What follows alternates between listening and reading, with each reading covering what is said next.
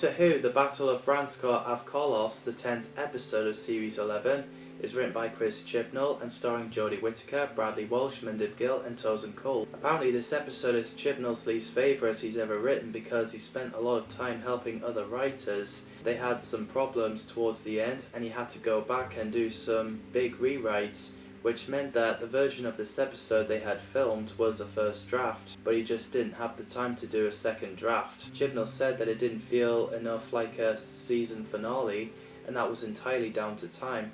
And I can understand that it must be really hard writing these episodes. Also, Tim Shaw makes a return, so the planet Ranskoor of Kolos is devoid of any sign of life except for Andieno and Delph. The visual effects is pretty cool. Phyllis Logan plays Andieno, an older member of the Ux.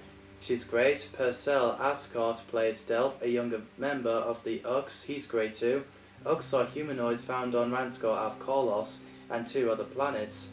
So the TARDIS team arrived in a spaceship and met Paltraki, who's scared as he's pointing a gun at them. The Doctor convinces them that she's responding to his urgent calls. Mark Addy plays Greston Paltraki, the ship captain under the authority of the Congress of the 9 Planets, who's from Stebble, and I think he's fantastic. So the companions check the spaceship. Everyone sees Tim Shaw on the scanner.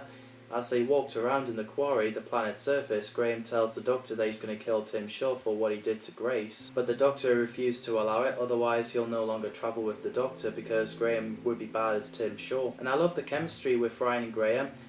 There's also sniper bots attacking. So after the Doctor met Andy Yimo, she sees Tim Shaw, and we learn that he was gonna go home, but he ended up in the planet for 3,407 years. Wow. Meanwhile, Yaz and Paltraki found a room with similar crystals that the Doctor carries and told her about it. Tim Shaw reveals that he's used his knowledge in conjunction with the Ux powers to carry out the most basic of the motives for a living being. Revenge. Andieno came into the room where Delph is held prisoner in a frame to harness his powers. Delph pleads with Andieno to see Tim Shaw is not their creator. She doesn't respond to him and powers up the temple. While the Doctor and Yaz freeze everyone, we get an intense moment where Graham is pointing a gun at Tim Shaw, looking as though he's about to kill him. I was like, uh-oh. My wife died because of you. Good. I swore if I ever saw you again, I'd kill you. But he didn't because he's a better man. Ryan walks in, Graham shot Tim Shaw in the foot, and they both put him in the chamber for life sentence. Which, thank God, that was the case.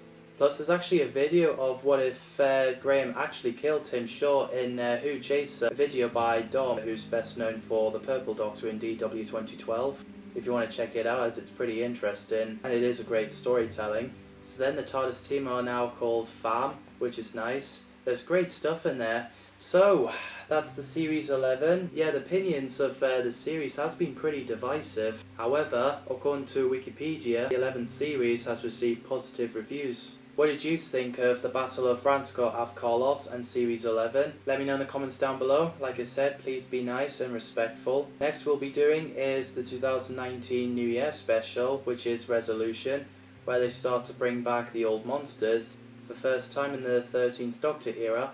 Thanks for watching, and see you in the next video.